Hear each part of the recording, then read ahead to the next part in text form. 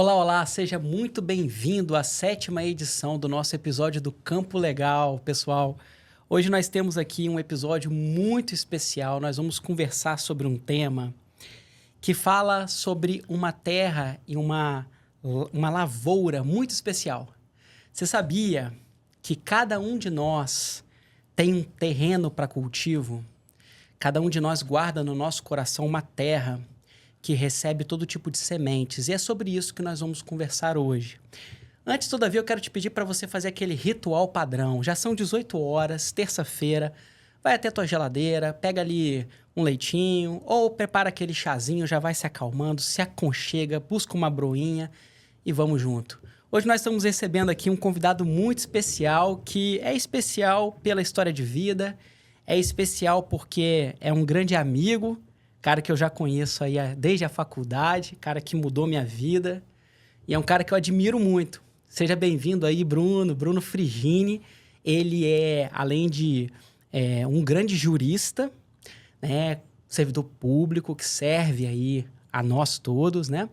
Ele também exerce uma função de liderança na Igreja em Vitória, liderança essa que tem impactado e transformado muitas vidas. Bruno, se apresenta aí para a nossa audiência. Olá, Júlio. É uma satisfação estar aqui. É um convite muito especial que eu recebo em meu coração. Realmente já tem um bom tempo que eu te conheço, né? Uma boa caminhada, pelo menos aí uns 18 anos de amizade. É um prazer estar aqui, falar com vocês, com os produtores e demais colegas. Uma experiência única. E vamos falar hoje de coisas que têm um valor eterno. E meu coração é poder semear coisas boas aqui. Espero que o Senhor nos dê essa graça, né? Me apresentando, Júlio colocou, né? Eu tenho uma atividade profissional na área jurídica, assim como o Júlio, né? Que tem esse escritório na área de direito agrário, que é algo assim novo. Realmente aqui para o nosso estado é algo novo. É um campo que tem muitas tutelas a serem feitas, que às vezes os produtores, de um modo geral, não conhecem, mas tem diversos institutos jurídicos que ajudam muito nesse sistema, né, de produção agrário. E o Júlio tem trazido coisa nova para o nosso estado. Quero parabenizar o Júlio. Obrigado, cara. E eu também, o meu principal, vamos dizer assim, minha principal atuação nessa vida não é nem na área jurídica. Hoje eu tenho um coração de pastor, né? Temos pastoreado pessoas na nossa congregação. Nosso coração está nisso, em fazer a palavra de Deus de se difundir aí e trazer uma boa semeadura em todos nós. É verdade, eu sou testemunha disso, pessoal. Vocês vão ver que vale demais. Olha, eu vou fazer um desafio. Você ficando até o final, você não sai da mesma maneira que você começou esse programa. Fica com a gente até o final, você vai entender o que eu estou falando. Antes da gente começar a explorar aí a imensidão das coisas que Deus preparou para nós hoje, eu quero dizer que o nosso programa, o podcast Campo Legal, ele é patrocinado pelo Escritório de Advocacia Ribeiro Andrade Souza Júnior, um escritório de advocacia que atua exclusivamente em favor do agronegócio, com soluções todas elas pensadas para o produtor rural, para trazer segurança, diminuição de custo e aumento de receita. Somos também, Bruno, patrocinados pela Life Brand, que é uma agência de marketing que tem soluções totais para tudo aquilo que diz respeito à posição de marca, construção de marca, identidade visual, posicionamento, solução de A a Z para marca e identidade também. Quero aqui agradecer ao Hugo Mansur pela parceria. Bom, vamos lá. Bruno, eu mencionava aqui, né, hoje, né, o nosso podcast, ele é um podcast que tem como objetivo trazer aí, falar um pouco da cultura do manejo, da realidade do produtor rural. E nós costumamos falar muito sobre o manejo, sobre o campo, sobre a semeadura. E, no entanto, quando um dos principais fatores eu observo, né, primeiro em relação ao campo, aos fatores naturais, para essa indústria ao céu aberto, que é o campo, sejam os animais, sejam a lavoura, as sementes, as frutas, para tudo nós precisamos da graça de Deus. Estamos vivendo agora uma queimada, e nós clamamos porque a palavra diz que é Deus quem manda a chuva seródia, a chuva temporã. Ele é que provê todas as coisas. Sim. Só que para muito além disso, cada um de nós, a palavra vai dizer que nosso coração, ele é como um campo a ser arado. Sim. E nesse campo, concorrem alguns tipos de semente. E é sobre isso que nós vamos conversar hoje. Bruno, fala um pouco do que você trouxe para nós aqui, o que o Espírito Santo tocou seu coração e vamos junto. Ok. Quando, Júlio, você me convidou para estar aqui, né,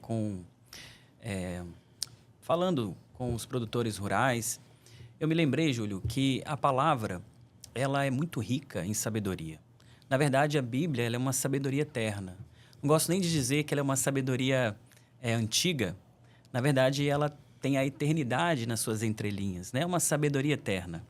E a gente, quando a gente olha para as Escrituras, a gente tem algumas declarações muito lindas. E a Escritura ela usa muito termos agrários, né, para trazer ensinos ao nosso coração, né? Jesus era muito simples. Jesus ele viveu ele foi criado em Nazaré, que era uma região rural, agrícola, de atividade pastoril. Então era muito comum o linguajar de Jesus usar esses termos agrícolas para trazer e comunicar realidades espirituais para o coração. Uau! Então a gente vê muito nas Escrituras, né, várias parábolas, tanto no Velho quanto no Novo Testamento, que usa esse linguajar que é muito rico e traz realidades muito lindas para nós. Então, é com base nisso que eu dei uma meditada nas Escrituras e queria trazer algumas coisinhas para consolar o coração dos nossos ouvintes. Muito legal.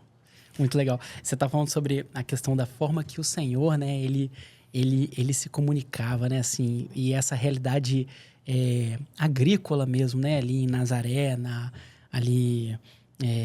no Israel, né? Ali, Israel estava ali num período de captura romana, né? E você vê vários momentos em que o Senhor, ele coloca de realidades físicas e comunica de fato realidades eternas. A gente tem a parábola do semeador, ele vai falar dos corações, do tipo de semente, onde prospera, onde não prospera a semente.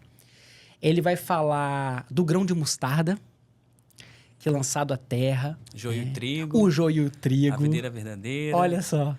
E se você vai lendo as Escrituras nessa perspectiva desse linguajar, né, dessas coisas relacionadas à atividade pastoril e agrícola, você vê que basicamente a palavra ela tende a usar esse vocabulário, né?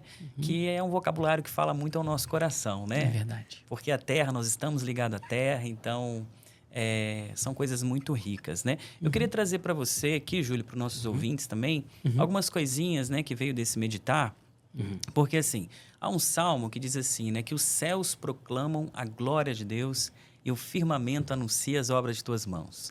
Esse versículo é muito lindo, porque ele fala assim, que as coisas criadas, quando a gente olha para tudo o que é criado, né, para a criação, e a gente contempla da sua beleza, da lua, do sol e de tudo que há, a palavra diz que Deus assim o fez e encheu toda essa criação de muita beleza para comunicar algo a nós, né? O Criador revela a sua própria natureza nas coisas criadas. Amém. Quando a gente diz assim, a glória de Deus, nós estamos, a palavra está se referindo às belezas de Deus. Amém. Deus é um ser maravilhoso, ele é a fonte de toda beleza. Então, quando a gente olha para as coisas criadas, a gente vê essa beleza do caráter do Criador e essas belezas atraem o nosso coração para Ele.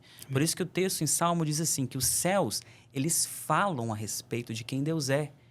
O texto diz assim, os céus não só falam, eles proclamam a glória, a beleza do Deus Criador. E o firmamento, referindo-se à terra, né? A terra, o firmamento é a terra. Diz assim, o firmamento anuncia as obras de tuas mãos. Olha então, só. Quem Deus é, Júlio? E aquilo que Deus fez e faz é claramente visto nas coisas criadas. Uau. E então a gente vê assim como Deus usa, né, toda a criação para isso, né? E aquele produtor rural que está na atividade pastoril, que está muito ligado à terra, ele tem esse privilégio, Júlio, de ver a beleza de Deus na atividade dele, nesse trabalho de arar a terra, e a gente tem muito ensino em tudo isso, né? Há um texto que está em Gênesis, no capítulo 8, versículo 22. Eu trouxe aqui a Bíblia, alguns versículos para a gente dar algumas meditadas, né? Perfeito. Tentar extrair aqui preciosidades de Deus. Esse texto, né, de Gênesis diz assim, e aqui esse texto é depois do dilúvio. Lá atrás, lá no início, nos primórdios da criação, depois que a iniquidade, né, a maldade humana vai se alastrar pela terra, Deus, então, num propósito de renovar a terra, ele manda um dilúvio. E essa história, eu tenho certeza que os nossos ouvintes conhecem muito bem. Uhum. Então, após o dilúvio, Deus faz um pacto com a humanidade, Júlio. Uhum. E ele diz assim: enquanto durar a terra, jamais cessarão plantio e colheita, frio e calor, verão e inverno, dia e noite. Então, essas coisas jamais cessarão. Perfeito. Então, assim como há esses ciclos na vida, de verão, inverno, frio, calor, né? Assim como há esse ciclo, Júlio, sempre haverá semeadura e colheita. Olha só. É algo que nunca vai se afastar. Então, enquanto a terra durar, segundo as palavras do Deus eterno, sempre haverá semeadura e colheita na terra. Uau. Agora, embora esse texto, Júlio, fala de coisas agrárias, né? Está falando aqui de plantio, colheita, frio e calor, nós podemos dizer com muita segurança, ao olhar para as Escrituras, que esse princípio de semeadura e colheita, ele não só se refere às questões físicas agrárias, mas ele também se refere no plano espiritual, aos nossos relacionamentos, no nosso relacionamento com Deus, no nosso relacionamento com as pessoas. Significa o seguinte, que essas coisas que diz respeito ao comportamento humano e também as questões espirituais, também é uma constante semeadura. Uhum. A palavra olha para a nossa vida, Júlio, e ela vê a nossa vida como uma semeadura. E essa semeadura, como nós podemos ver aqui daqui a pouquinho adiante, ela pode ser para o bem ou pode ser para o mal. Caraca. Então, E todas vão frutificar, né, Bruno? todas vão dar um fruto, Um tipo de fruto. um tipo de fruto. Pode ser bom, Ou pode não ser tão bom, né? pode ser ruim. Isso aí. Mas eu tenho certeza que os ouvintes querem semear coisas boas Com também. certeza. Assim como nossos ouvintes querem semear a terra, nós também, Júlio, somos chamados a semear o nosso coração. Massa. E essa semeadura, ela parte do pressuposto que nós precisamos nos relacionar com Deus. Precisamos conhecer a Deus e prosseguir em conhecê-lo. Amém. Há um texto, Júlio, aqui no Novo Testamento já, que está em Gálatas, capítulo 6. Uhum. E ele diz assim, trazendo esse princípio da semeadura, saindo agora um pouquinho do âmbito agrícola e trazendo para o nosso coração, né? Para o plano espiritual. Diz assim, Deus não se deixa escarnecer, porque tudo que o homem semear, isso também ceifará.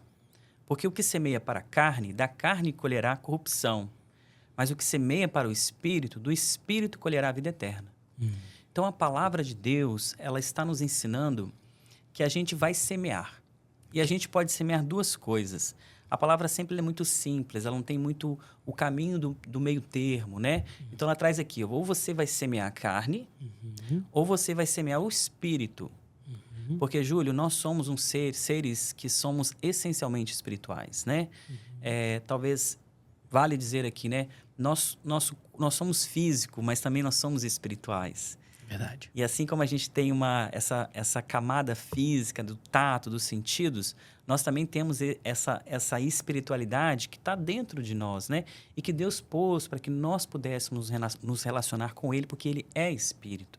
Então, quando a palavra está dizendo sobre semear a carne, Júlio, ela está falando de alguém que vive de forma muito egocêntrica, egoísta, que vive para si mesmo, que ela é só voltada para si e que a partir disso ela se esquece de Deus, esquece seu relacionamento com Deus e dos princípios de Deus. E aqui a palavra está dizendo para nós que uma pessoa que vive para si mesma apenas, ela está semeando a carne e a colheita que ela está escolhendo vai ser a corrupção, conforme está escrito nesse versículo, né? Mas, por outro lado, nós temos a possibilidade de semear o Espírito. E aí, a colheita que nós temos, né, é a vida eterna. Jesus falou assim, aquele que crê em mim, né, ainda que nesta vida morra, viverá eternamente. Olha só. Então, nós temos essa beleza que Jesus veio trazer para nós, que é a vida eterna. Mas, para isso, nós precisamos semear o Espírito. Caraca, que legal, cara. Assim, olha isso, né?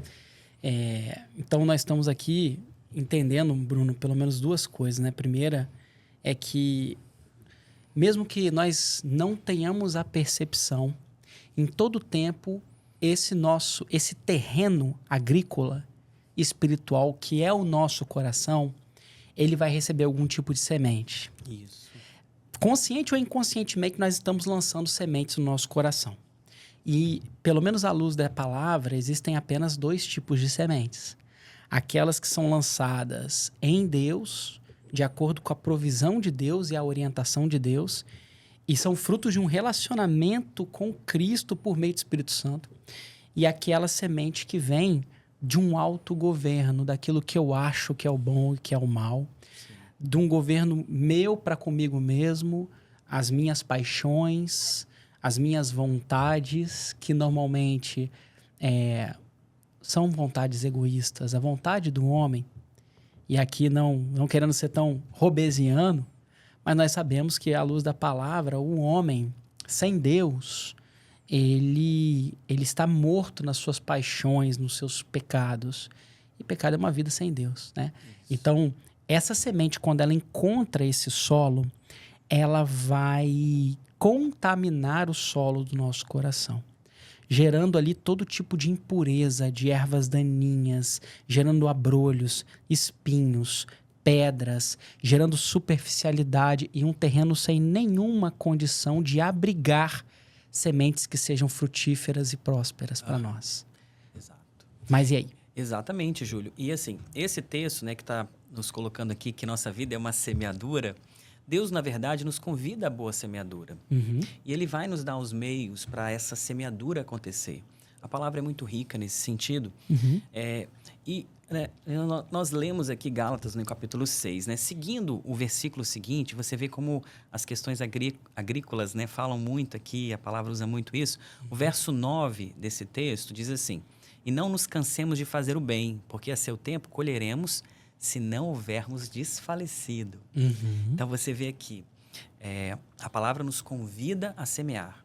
A semear o quê? A semear o Espírito. Olha. A semear um relacionamento com Deus. Nossa. E você vê, Júlio, que Deus se importa tanto conosco, Ele ama tanto a nós, que Ele se fez homem e habitou nessa terra, tomou as nossas enfermidades, os nossos pecados, aquilo que estava nos escravizando, porque a palavra diz, né, que o pecado, ele era um tipo de patrão sobre nós estávamos dominados pelo pecado, pela vida sem Deus.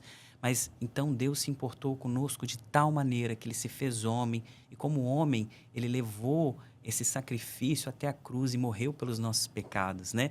Por que Jesus, por que Deus, eu sempre me perguntei isso, Júlio, por que Deus se deu ao trabalho de se fazer uma criatura por mim? Uhum. Que amor é esse? Não é? Por que isso?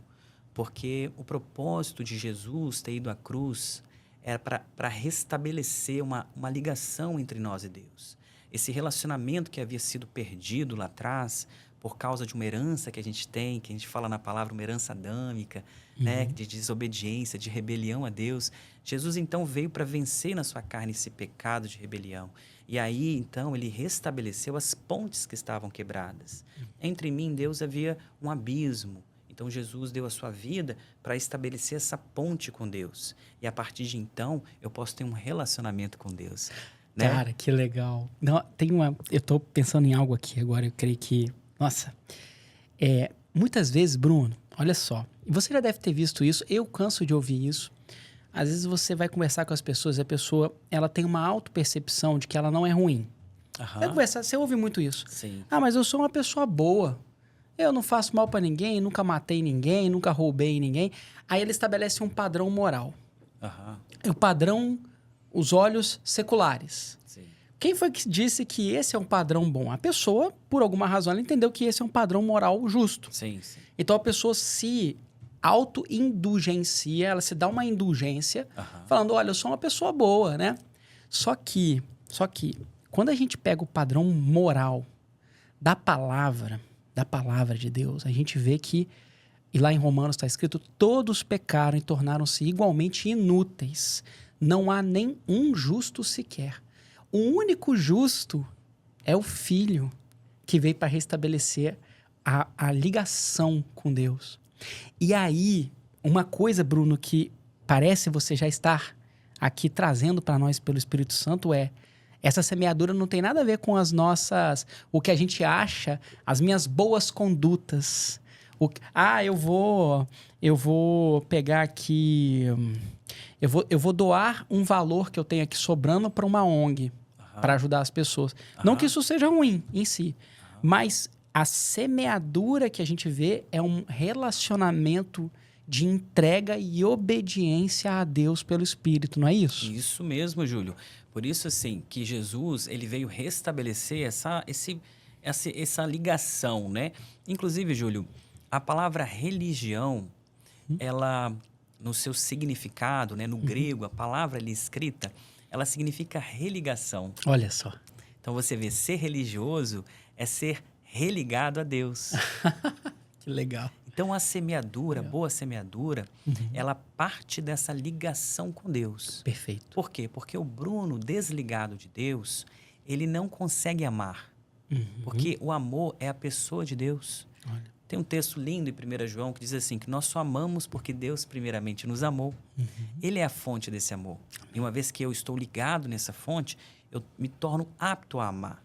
Que legal. Então, essa semeadura, ela parte disso. Esse verso 9, Júlio, diz então que nós não devemos nos cansar de fazer o bem. Nós vamos depois, um pouquinho mais para frente, vamos falar sobre o que é fazer o bem. Perfeito. Mas aqui, olha como o texto, ele traz essas questões do campo, né? Porque ele diz assim, porque a seu tempo colheremos, se não houvermos desfalecido. Que legal. Então, o trabalho no campo, e você visita muitas terras, né, Júlio? É verdade. Muitos sítios, muitas produções, ele envolve muito labor, Verdade. trabalho, fadiga. E se o proprietário, ele por acaso desfalece, cansa e deixa de semear, o que acontece? Ele perde a colheita. Perde a colheita. Isso. Porque a colheita envolve o quê? Perseverança e trabalho. Exato. E a fé, porque a gente entende esse princípio de colheita, que se você vai colher, se você semear a terra, a colheita virá, um princípio que Deus colocou nas coisas criadas. A gente entende esse princípio. E com esse princípio em vista, então, a gente mesmo com as dificuldades, a gente está vendo as queimadas, depois nós vamos falar sobre isso, mas a gente sabe que a terra ela é fértil. Deus deu uma terra fértil. E uma terra que ela consegue reagir às intempéries. A gente percebendo isso, a semeadura a gente vai fazendo com trabalho, com labor, porque a gente sabe a colheita que vem. Legal. E esse texto nos diz a respeito também dessa vida com Deus, dos relacionamentos nossos, dessa responsabilidade de semear o bem, né? Ele diz assim, porque a seu tempo colheremos, não nos cansemos de fazer o bem. O semear é fazer o bem. E no tempo determinado, nós vamos colher a boa colheita que nós vamos falar aqui, né? Ei, mas se nós maravilha. não desfalecermos, né? Ou seja, porque o convite da palavra é a gente perseverar em fazer o bem. E isso envolve labor, isso envolve trabalho, fadiga também, né, Júlio? É verdade, é verdade. E essa questão, Júlio, eu queria desenvolver um pouquinho aqui com os ouvintes. Essa realidade, esse princípio que nós estamos colocando aqui de semeadura na vida espiritual também, Sim. tomando como referência o campo, né? Ele envolve 3 realidades aqui, né? Ok. E o produtor vai entender bem o que eu estou dizendo, porque ele sabe muito mais do que eu a respeito disso, né? Do método de produção. Mas a primeira realidade aqui, Júlia, é que nós colhemos o que plantamos. Perfeito. Não tem como eu plantar ali milho e esperar uma colheita de feijão. Pois é. Não. Então, isso funciona tanto na questão agrária, mas também funciona na questão espiritual. Nós lemos um texto agora que se nós semearmos a carne, colheremos corrupção. Perfeito. Se semearmos o espírito, a colheita é a vida eterna. A segunda realidade, Júlio, é que nós vamos colher na mesma proporção do que plantamos. A palavra diz assim, que aquele que muito semeia, muito colherá. Isso está nas Escrituras. Que legal. Mas aquele que pouco semeia, pouco colherá.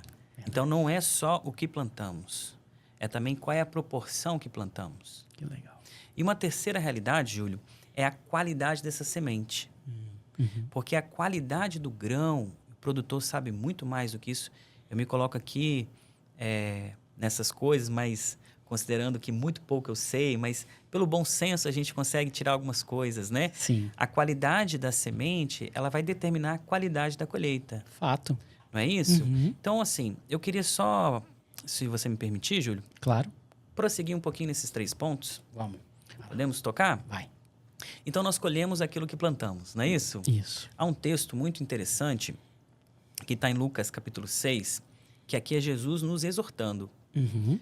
Ele diz assim, não julguem e vocês não serão julgados. Não condenem e vocês não serão condenados. Perdoem e serão perdoados. Deem e lhes será dado. Boa medida, prensada, sacudida e transbordante será dada a vocês. Porque a medida com que tiveres medido, vocês também serão medidos. Então você vê como Jesus, como a exortação de Jesus, e aqui a gente toma isso de forma muito solene, assim, de muito, né? Porque quem está falando é o verbo de Deus. E na fala de Jesus está implícito aqui a ideia de semeadura. Que se nós julgarmos, se a nossa colheita for uma vida que julga, né? A semeadura for uma vida que julga, a colheita será ser julgado também. Se nós condenamos, aqui a ceifa também será condenação. Então a palavra aqui ela está dizendo para a gente deixar de fazer essas coisas. Perfeito. Sabendo que a colheita ela tem o seu tempo. Mas só não se trata, Júlio, apenas de deixar de fazer coisas, mas também tem aqui uma atividade ativa além da passiva, é fazer coisas. Por isso que Jesus está dizendo assim, ó, deem e lhe será dado, boa medida, perdoem e será perdoado. Então você vê como é que a palavra ela passa por essas coisas todas, né? Há um outro texto, Júlio, em Mateus capítulo 7, verso 12, que diz assim, portanto, tudo o que vocês querem que os outros vos façam, façam vocês também aos outros. Olha só. E aí ele vai dizer, essa é a lei dos profetas, né? Então você vê como é que a semeadura, ela é forte na palavra. Que legal, cara, que legal. Muito, muito... Que coisa linda, cara. Assim, mais uma vez, né? Você vê que a semente... Aqui o Senhor tá nos ensinando sobre o tipo de semeadura, né? E nós vemos aqui a fidelidade de Deus. Porque por mais que Deus seja misericordioso, e não há misericórdia maior do que ter entregue o próprio Filho para nos reconectar a Ele. Ele é a misericórdia. Só que o Senhor, Ele é justo e fiel. Então eu me lembro também que lá em Gálatas vai falar, lá no finalzinho, né? Assim, que de Deus não se zomba. Porque aquilo que a gente semear é aquilo que a gente vai colher. Então muitas vezes a gente tá ali, né? Por exemplo, o cidadão foi lá e cometeu um crime. Ateou fogo lá numa plantação, aquilo se alastrou, roubou um gado, matou gado, roubou saca de café, ou cometeu qualquer outro tipo de delito. Todo tipo de conduta, ou se afastou de Deus, foi viver uma vida pródiga, foi gastar em prostituição, né, foi viver de maneira leviana. O Senhor, Ele é fiel e pode ser que o Senhor, Ele vá cobrir essas situações todas ali, mas fato é, a colheita vem para esse tipo de semeadura, não é mesmo? Exato. Então, assim, como é importante nós entendermos que, na verdade, e esse é um ponto importante, né, Bruno? As pessoas tendem a olhar para o Evangelho e compreender que o Evangelho é um conjunto de dogmas no sentido de faça ou não faça, algo muito parecido com a lei dos homens. Sim. Né? Porque basicamente o que o Estado faz é estabelecer padrões de conduta, regras de conduta, proibido ou obrigatório, né? E a gente vê que a palavra, ela não está ali preocupada em ficar tutelando condutas. Na verdade, quando a lei veio no Antigo Testamento, ela veio para evidenciar a maldade, porque a lei, por ser ela inalcançável no Antigo Testamento, a lei mosaica, ela denunciou a maldade que havia no homem, porque o homem não conseguia viver o padrão em Deus. Sim. Então, ao denunciar, ela expõe a nossa maldade e mostra a necessidade que a gente tinha de sermos ali resgatados, redimidos e reconectados em Deus pelo Espírito Santo. Amém, Júlia, é isso mesmo. A palavra diz que nós estávamos mortos em nossos delitos e pecados, né? A nossa herança é essa. Quando a gente vai, por exemplo, Júlio, eu gosto muito de ilustrar isso, né? Quando a gente vai num parquinho de crianças, a gente vê um princípio que opera em todos nós, que nós herdamos desde o ventre. A gente não precisa ensinar os nossos filhos a mentir. Eles já sabem mentir.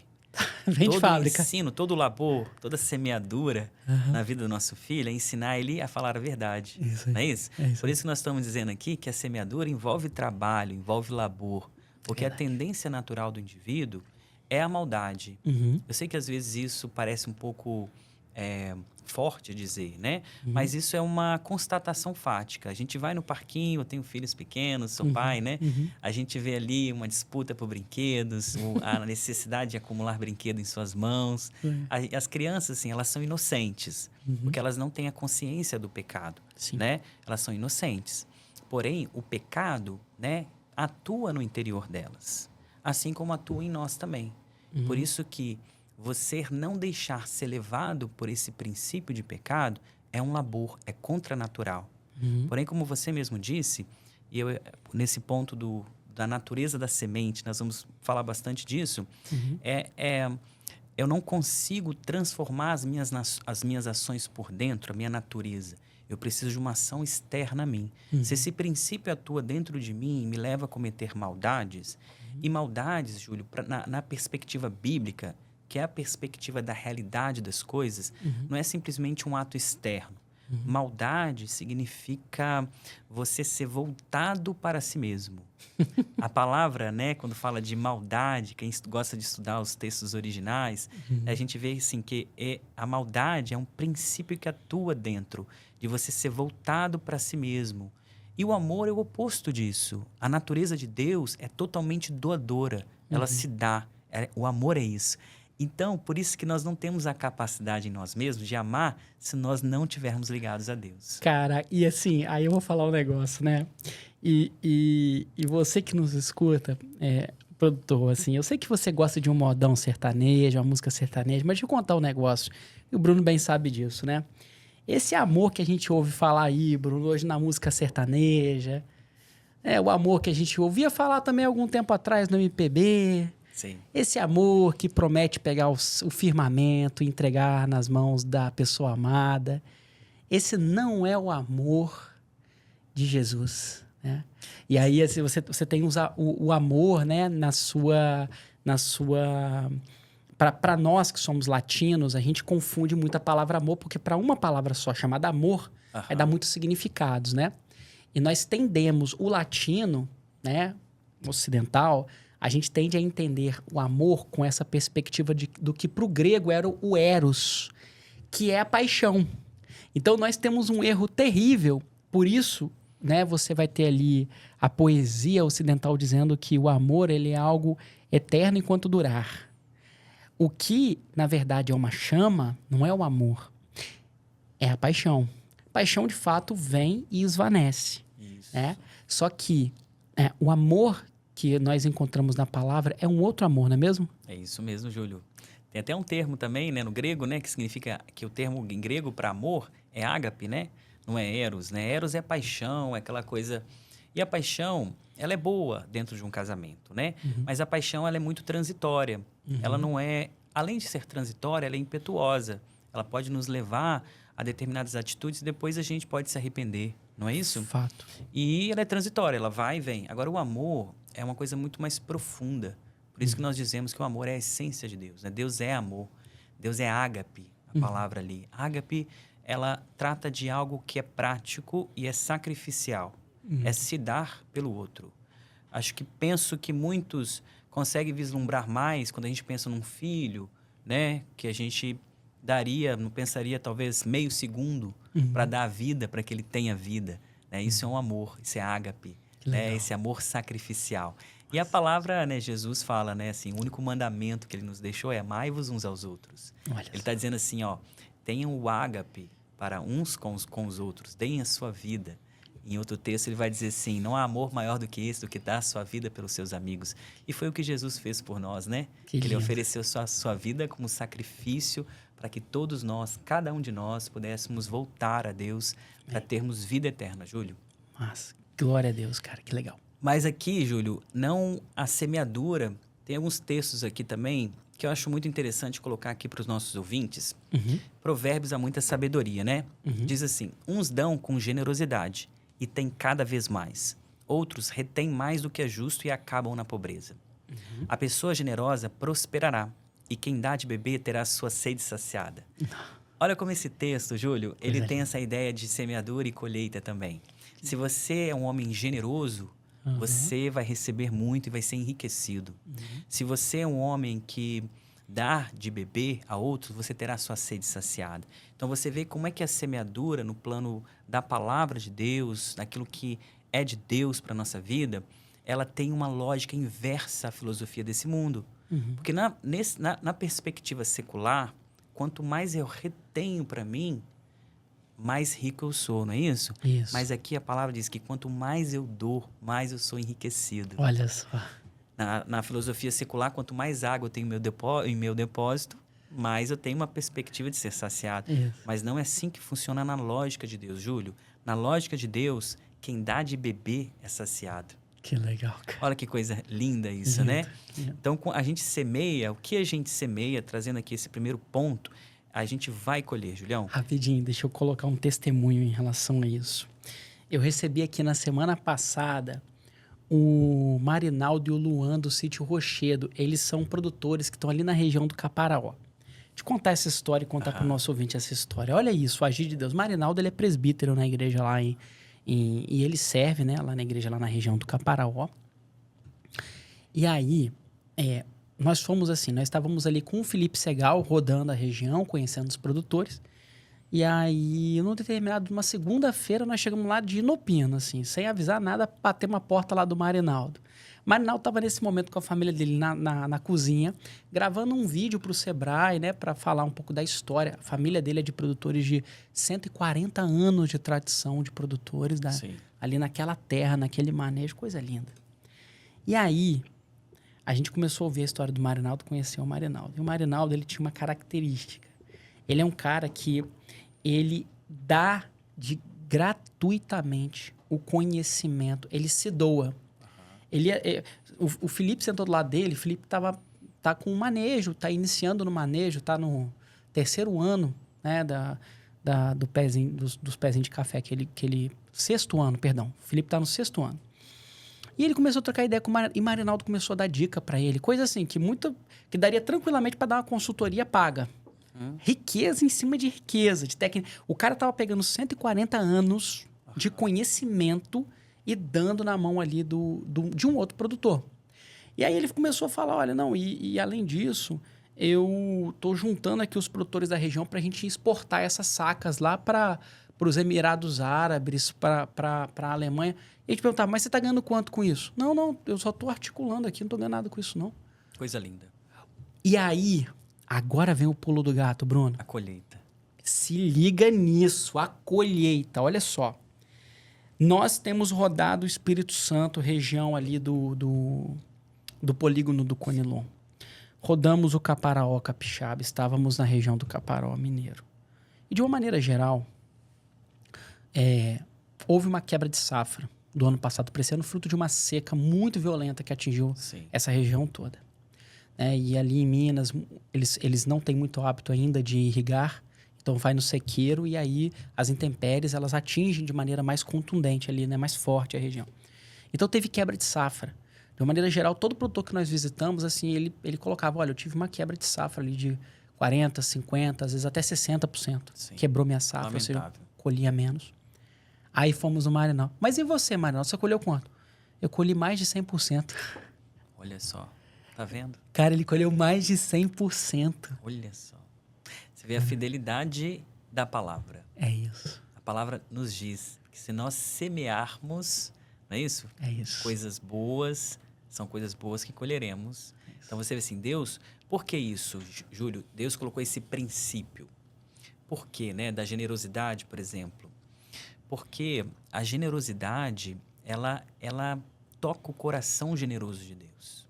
Legal. Né? Deus se agrada desse coração generoso, desse coração que se reparte, que se importa com as intenções corretas. Né? Conhecendo o Marinaldo, como eu conheço, eu sei que a intenção dele não é uma intenção, vamos dizer assim, suja.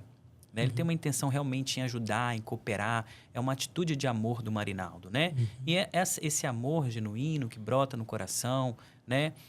Ele move o coração de Deus. E Deus se agrada, né? Quem tem filho sabe. Você vê quando seu filho está fazendo uma atitude bonita e ele está fazendo uma atitude genuína por um amiguinho. E você olha aquilo, você fica se deleitando naquele comportamento, né? Aquilo abre o seu coração porque é agradável diante de Deus. Que legal. Mas lindo esse testemunho, Júlio. E a palavra também, Júlio, diz que a gente não só semeia o que colhe, mas também a gente semeia na proporção em que colhemos. E dentro disso, eu penso que esse testemunho do Marinaldo ele é muito oportuno. Porque, assim, vou ler para você aqui, 2 Coríntios 9:6, diz assim, e isto afirmo, aquele que semeia pouco, também colherá pouco. E o que semeia com fartura, também colherá com fartura. E esse semear, aqui, quando a palavra está dizendo sobre semeadura, né? ele não está nem dizendo de lançar muita semente de uma vez só. Uhum. Ele está falando de você fazer com consistência e regularidade. Uhum. A fartura da semeadura refere-se a uma semeadura regular, ou seja, ela fala de um estilo de vida, de alguém que tem um coração e que vive dessa forma, semeando coisas boas, semeando generosidade, semeando o bem, o bom, né? Essas coisas que são agradáveis diante do Senhor, o amor, a graça, a bondade. Então, esse estilo de vida, né? Aqui em Gálatas 6:9, né? Acho que nós até lemos, ele diz assim, não nos cansemos de fazer o bem, porque a seu tempo colheremos se não houver desfalecido. Uhum. Então, esse muito semear, fala-se de uma vida que é uma constante semeadura. Uhum. E o muito semear nos trará, com certeza, Júlio, uma colheita também frondosa, né? Também volumosa, né? Uhum. E, Júlio, o terceiro ponto, que talvez eu considero o mais importante, e a gente já tocou esse ponto aqui, fala da natureza dessa semente. Perfeito. Uhum. Porque a gente não só é chamado a semear Uhum. aquilo que é correto, né? A semear as coisas eternas. Ok. Também a palavra nos chama a semear com abundância, Uhum. mas o tipo da semente é vital para a importância da colheita, para a vitalidade da colheita, né? E quando a gente está falando do tipo de semente, o que a palavra está dizendo aqui, Júlio, é sobre as intenções do coração. A gente já tocou, nós já tangenciamos esse assunto aqui, né? Porque a boa conduta, a boa semeadura, Júlio, ela não tem a ver com o ato externo em si, Uhum. mas com as intenções do coração. Uhum. Há um texto que diz assim que o coração é desesperadamente corrupto. Uhum. Então ela está falando de coisas que são profundas. E em Gálatas diz que lá do profundo coração que surgem os maus desígnios, né? Aí vai falar um monte de comportamento errado, ruim que sai disso.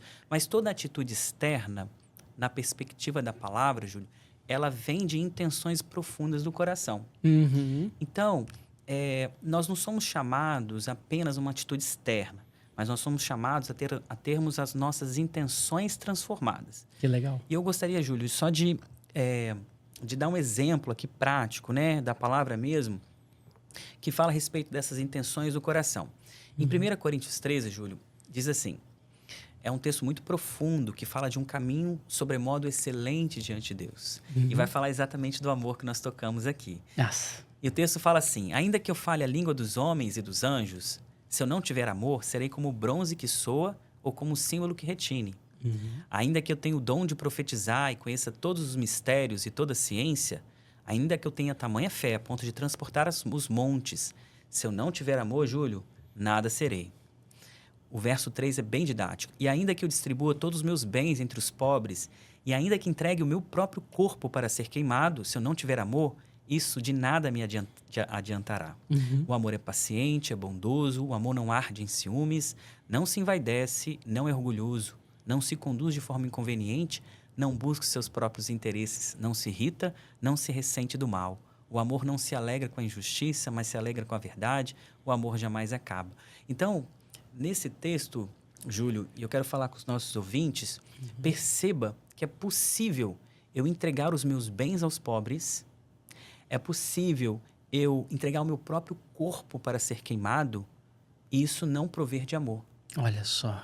E a palavra está dizendo, Uau. Júlio, que se isso não prover de amor, isso não tem valor algum. Não. De nada vai me aproveitar. Olha só. Porque eu posso entregar o meu corpo para ser queimado ou doar meus bens aos pobres com a intenção errada. Com qualquer tipo de intenção egocêntrica. Por amor a uma causa, por amor à aparência, por amor ao meu nome, por um orgulho pessoal, né? Quantos sacrifícios a gente viu por exemplo, na Segunda Guerra Mundial, quando os japoneses, né, os kamikazes, que estouravam aqueles aviões, né, não é isso? Nos navios. Isso. Então você vê que ele estava entregando o corpo dele, mas por um amor a uma causa, mas para isso ele matava, ele gerava morte, destruição, ou até pessoas, né, por ideologias da sua vida também, como aqueles terroristas, ou até coisas que às vezes não são tão fortes, mas o fato é, a atitude externa, ela não em si é um ato amoroso. O que dita ou não são as intenções do coração. Uau, uau, uau. E aqui, Júlio, em 1 Samuel, e só para concluir esse ponto, Sim. eu quero passar a bola para você, eu tenho certeza que isso é muito lindo. Diz assim, ó, o Senhor não vê como o homem vê a aparência, mas Deus vê o coração. Rapaz, que legal. Então você vê, Júlio, que aqui a gente adentra em coisas mais profundas. Que a boa semeadura tem a ver com as intenções do coração. Nós colocamos aqui, né? Nós nascemos inclinados ao mal. Quando a gente está falando de intenções do coração, eu estou falando das coisas mais profundas dentro de mim. Então, eu, pela minha própria força, eu não consigo mudar essas coisas. Eu preciso de uma ação externa a mim. E que ação externa é essa, Júlio? É o poder da palavra de Deus. Que legal. A palavra de Deus, Júlio, ela, pelo poder do Espírito Santo, ela pode transformar o meu interior, o meu coração. E a palavra ela tem um propósito lindo, que é edificar Cristo dentro de mim. O Espírito Santo vai me transformando por dentro, vai transformando as minhas intenções e vai, como diz a palavra assim, vai me conformando a Cristo. Olha só, gerando a forma de Cristo, né? Exatamente. E o reflexo disso, Júlio, são ações Que legal. externas. Ou seja, eu não começo pela ação. Não é que a ação não vai vir. Isso. A ação vai vir, mas ela começa de uma transformação interna nossa, das nossas intenções. Exatamente, Júlio. E não à toa, quando Jesus ele estava aqui na Terra, né, ainda como um homem, ele ainda é um homem hoje, mas ele está entronizado, glorificado à destra de Deus. Mas quando ele estava desempenhando seu ministério aqui, Jesus basicamente ele andava de cidade em cidade, né, como diz o Evangelho, fazendo o bem e pregando o Evangelho do Reino de Deus. E quando ele pregava, ele dizia assim, arrependei-vos porque é chegado o Reino de Deus. Então, o que é esse arrependimento, Júlio?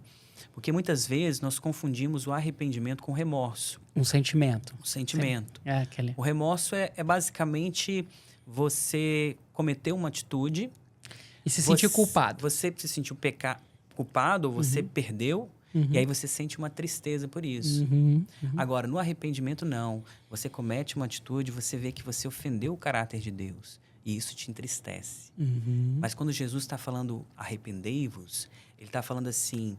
O termo no grego significa metanoia, significa assim, expansão da mente, expansão do coração. Então Deus vai transformando a nossa visão, a nossa mente e vai fazendo com que a gente consiga enxergar a realidade não mais pela perspectiva nossa, mas pela perspectiva de Deus. Que legal, que legal. Cara, eu tava, enquanto você falava, eu tava pensando assim, né? A palavra lá em Provérbios, ela diz assim... Nós devemos confiar em Deus. Confie no Senhor de todo o seu coração e não se escore, não se estribe no seu próprio entendimento. Então, confiar no Senhor de todo o nosso coração, ele envolve muito mais do que no sentido assim de, às vezes, como a gente tende a crer, né? Olha, eu vou confiar em Deus de todo o meu coração que Deus vai cumprir um desejo aqui. Ó, eu quero uma casa, então eu vou confiar em Deus de todo o coração. Confiar em Deus de todo o coração significa justamente acreditar que tudo o que eu sou e o que eu vier a ser, eu preciso que isso seja operado pela palavra de Deus em mim. Exato. Confiar em Deus de todo o coração significa eu me agarrar a isso que é Ele, que é a palavra, e deixar isso agir em mim. Não confiar em mim. E aí tem uma outra palavra, Brunão, que eu vejo que é, às vezes, muito mal interpretada. Muito utilizada, inclusive, assim, pelos rappers, né? Que vai falar assim... Maldito é o homem que confia no homem, né? Maldito é o homem que confia no homem. Yo, né? Só que é o seguinte, né? E aí, normalmente, essa palavra, ela é posta no sentido assim, maldito é o Júlio se confiar no Bruno. Maldito é o Bruno se confiar no Júlio. Sabe. Mas não é isso que essa palavra está dizendo. Maldito é o Júlio se ele confiar no Júlio. Maldito sou eu se confiar em mim mesmo, no homem. Sim. Bendito sou eu se confiar no Senhor. Porque a palavra vai dizer em Provérbios... né? Confia no Senhor de todo o teu coração e não se estribe nos teus próprios pensamentos. Muito lindo, Júlio, muito lindo. E você vê como a gente está falando de semeadura e falando de esforço, né? E aqui, então, a gente vai mudar totalmente a lógica aqui. O esforço não é em tentar fazer o bem com a própria força. Vou tentar ser claro. O esforço é buscar a Deus. O esforço é buscar os princípios de Deus. O esforço é você semear a sua vida, o seu relacionamento com Deus e deixar o Senhor, que é o Senhor Todo-Poderoso, pela palavra do seu poder, que está na Bíblia, transformar o nosso coração. Uau. O meu esforço é buscar a Deus. Ele vai mudar o meu comportamento. Porque ele vai mudar o que está dentro de mim. Ele vai me dar a realidade espiritual dentro do meu coração. E aí, daí vai vir a boa semeadura. Uau. E, a seu tempo certo, a boa colheita. Que legal, cara. Que legal, que legal. Nossa, cara, assim, quanta preciosidade, né, cara, assim. E aí você vai vendo que toda a palavra no Senhor, em Jesus, né, sobre essa questão das intenções e atitude externa, né? Por exemplo, o Senhor, ele sempre tirava o foco da atitude externa e trazia para o coração. Então, um tema como o adultério. A lei, ela tratava das atitudes externas. A lei em Moisés, não adulterarás. Quando é que eu adultero na lei? Eu adultero numa conduta externa, quando eu vou e me deito com a mulher de outra pessoa. Sim. Né? Ou com outro homem até, né? Porque tô casado, mas me deito com outra pessoa.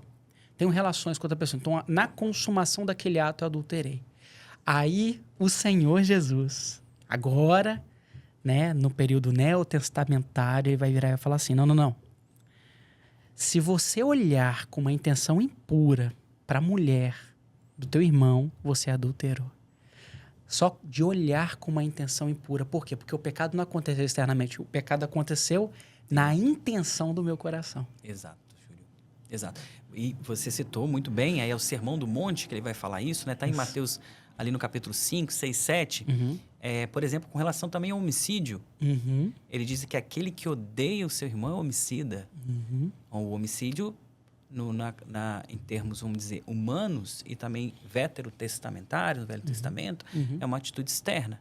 Mas para Cristo, vamos dizer assim, o Sermão do Monte, Júlio, é como se fosse a lei daqueles que nasceram de novo, a lei do reino de Deus, né? O homicídio é você odiar, porque você matou a pessoa dentro do seu coração. Olha só. Diante de Deus, o seu coração matou uma pessoa dentro de você. Isso é um homicida. Então, você vê que o parâmetro de Deus é muito mais elevado.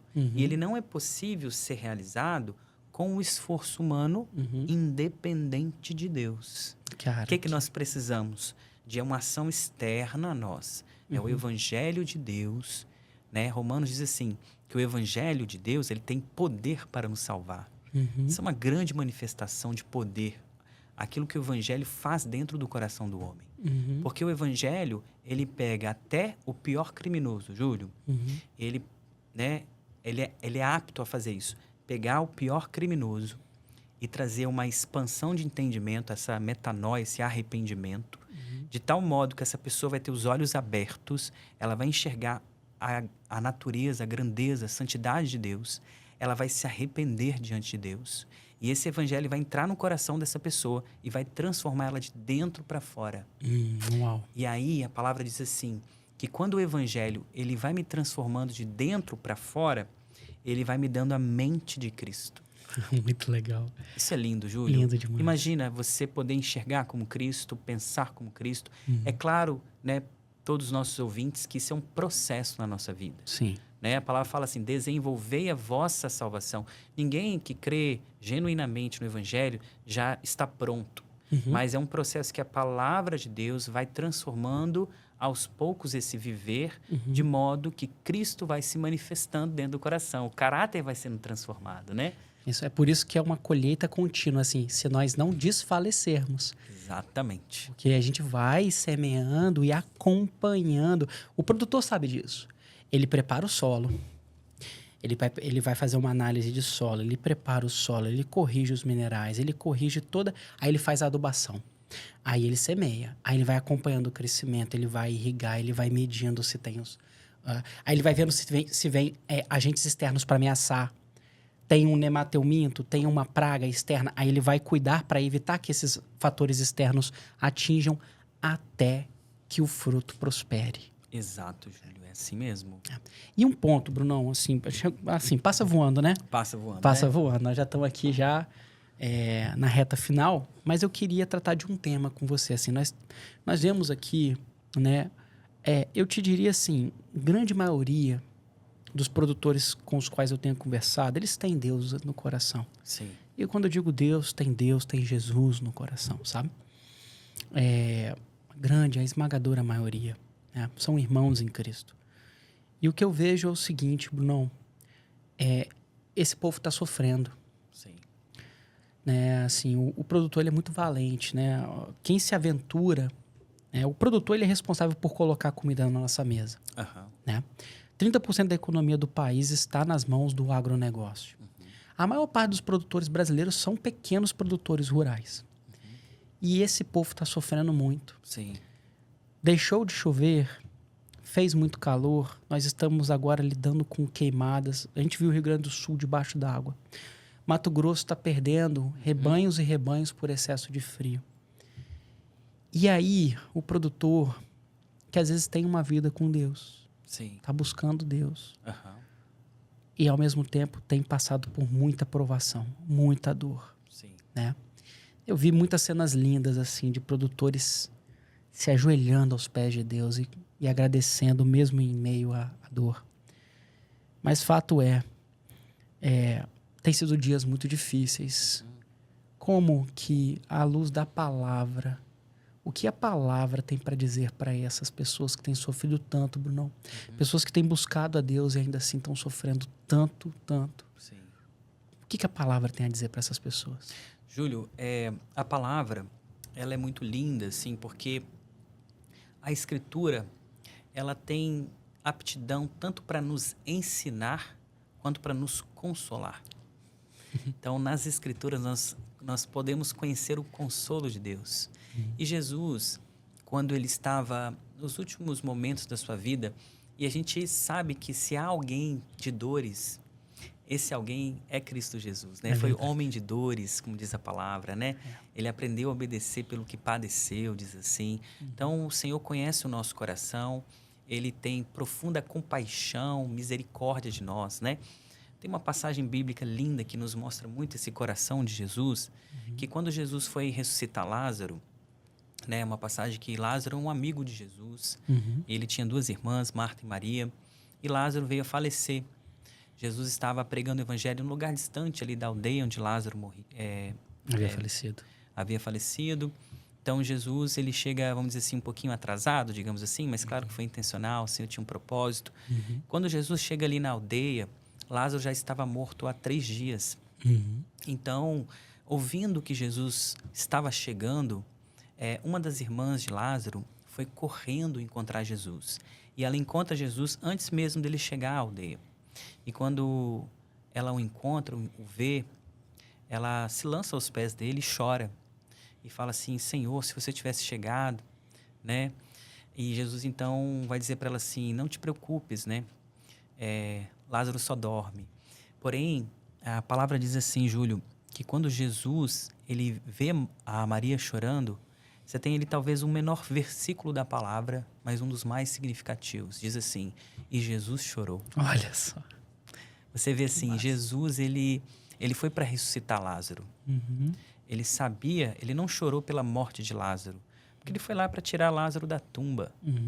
Ele chorou porque ele viu o sofrimento de Maria. E o coração dele se encheu de misericórdia, de compaixão. Amém. Então nós temos um Deus que ele conhece as nossas necessidades, as nossas aflições, as nossas tristezas, e o coração dele é cheio de compaixão por nós. Amém. E o Senhor, que tem esse coração, logo que ele vai, no último discurso dele, ali depois da ceia com os seus discípulos, seus amigos mais íntimos, ele faz um discurso, ele diz assim, eu vou partir, porque naquela noite ele ia ser crucificado. Sim. E naquela noite, então, ele está fazendo um discurso, tentando consolar o coração dos amigos dele. E ele fala assim, eu vou partir, mas eu não vou deixar vocês só. Eu vou enviar outro Consolador. Aí ele vai dizer, o Espírito da verdade, que o mundo não pode receber, mas vocês os têm conhecido. Então, que coisa linda. O Senhor está sempre consolando a nossa vida.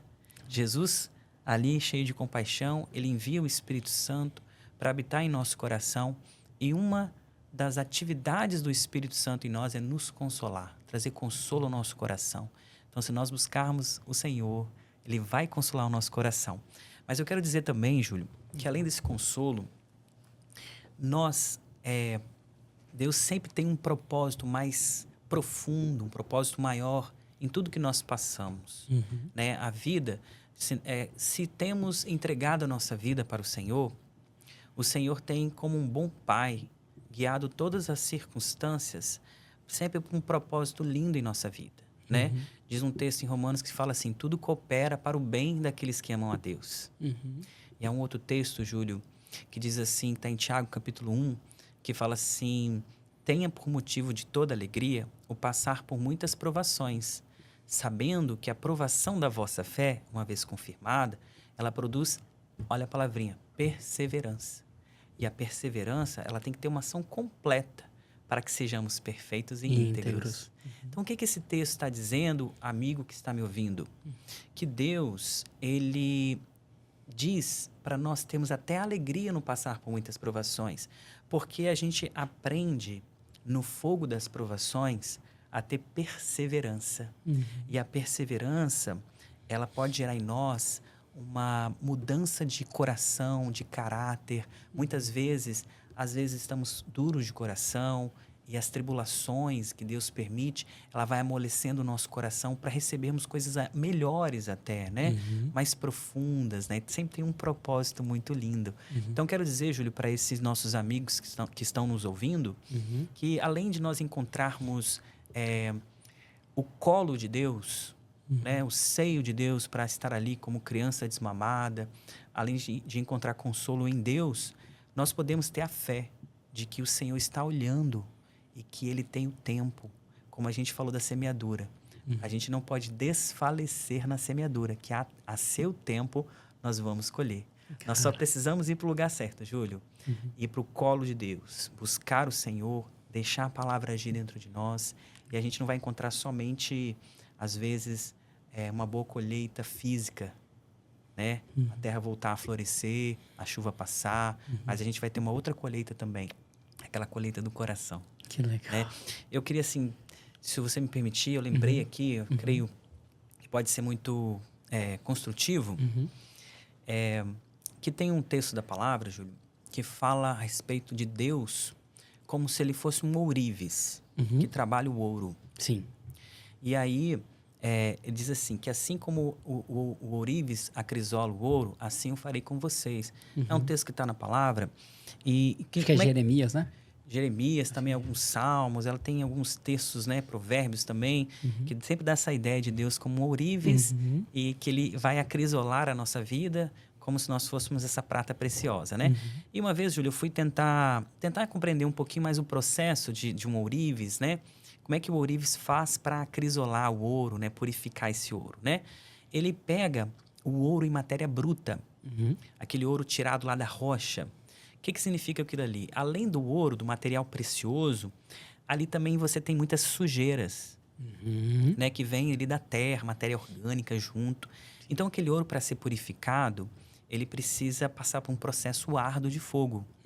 Então, note, Júlio, que eu estou querendo me referir que nós somos esse ouro. E que esse ouro, nós somos esse ouro em matéria bruta.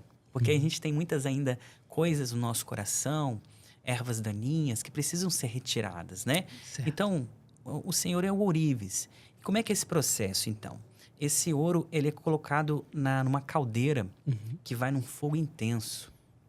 Então, aquele ouro fica ali, muitas vezes, no centro da caldeira, para ele pegar aquele fogo mais ardente. E à medida que o fogo vai atuando, o fogo tem a ver com as circunstâncias difíceis, né? As provações.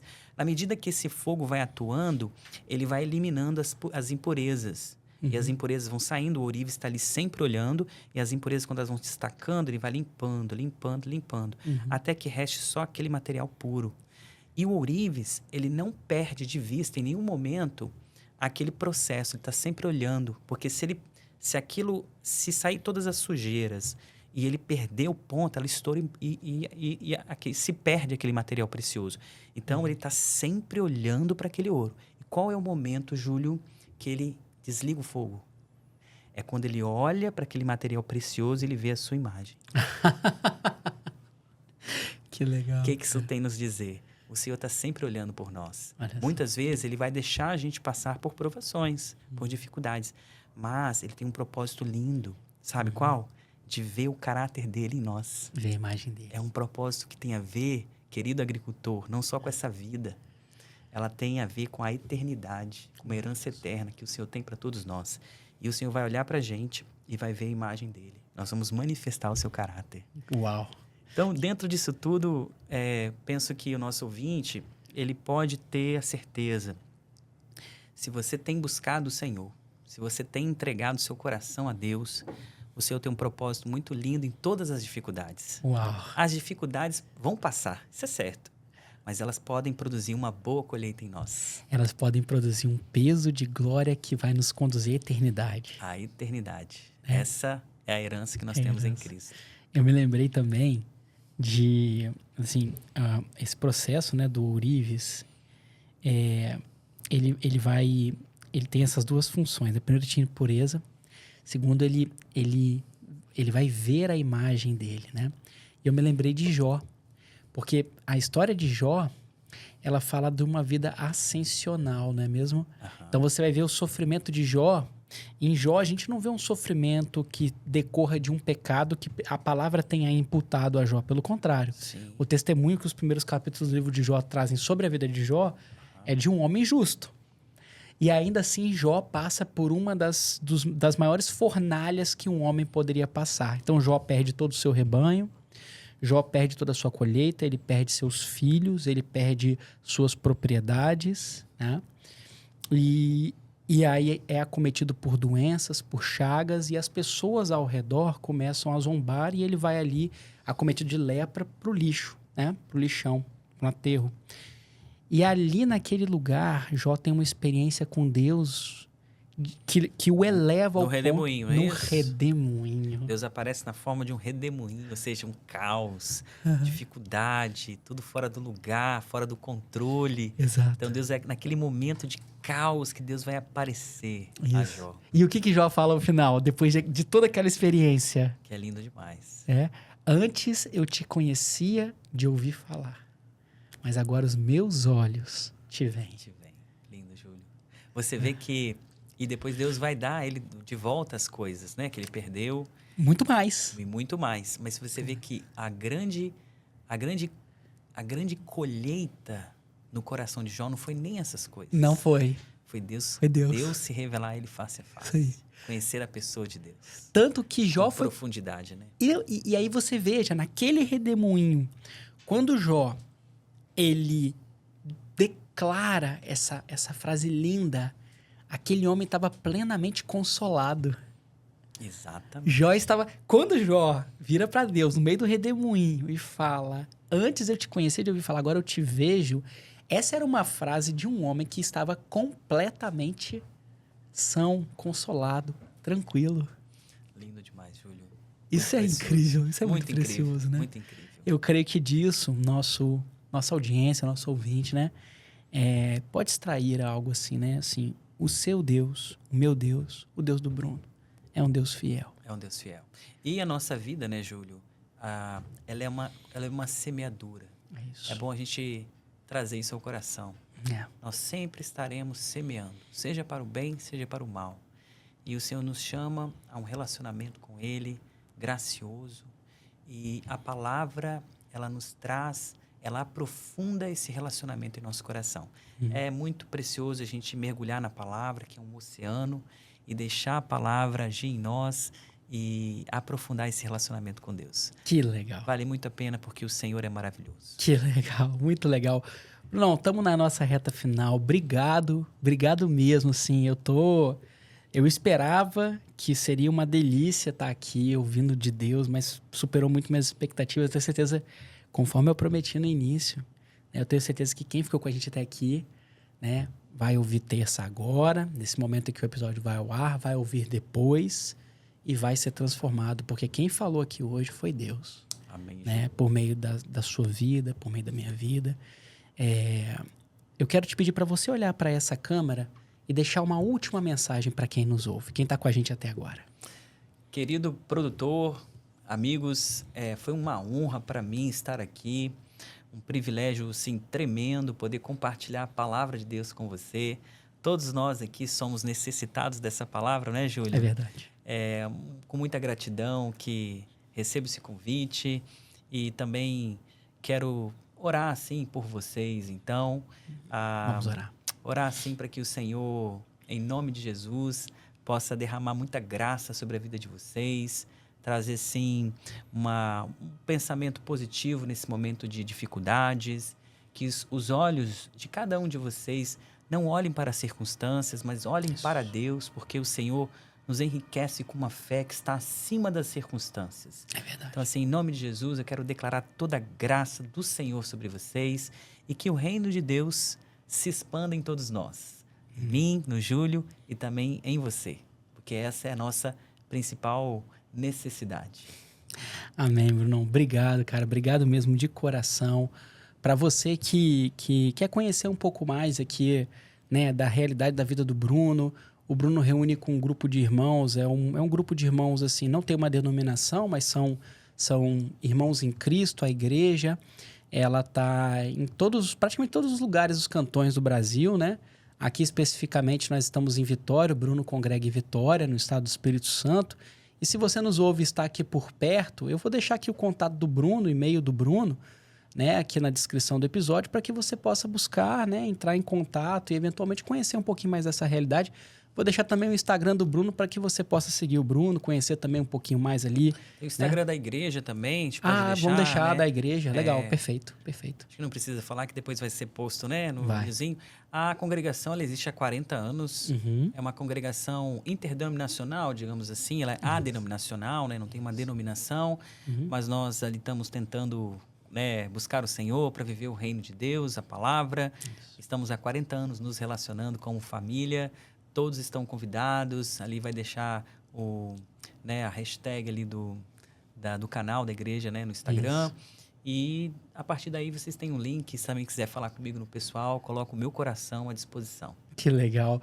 Bruno, muito obrigado. Muito obrigado a você que ficou conosco até aqui. Valeu e tamo junto.